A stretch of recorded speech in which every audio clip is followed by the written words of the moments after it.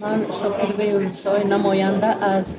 جمعیتی دارای محدودیت مسئولیتش محدودی بنیاد یک جهان آرزوهای شما می‌کوشیم و تهی چند سال است که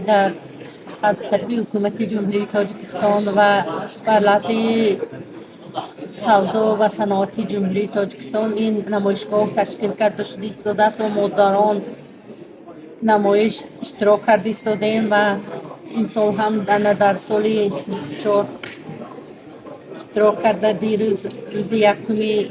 این نمایشگاه بود. ما در این نمایشگاه محصولات های خود را که اساساً دستی بافند اساساً ملی همه پیشکش کردیم و در این روز یکم نسبت به آن محصولات هایی که ما پیشکش کردیم دقت خارجیان را جلب کردند و با آنها معقول شده الکه به خریداری نموده ایستادند و خریده ایستادند. مثلا ما بیشتر جزدان هایی که از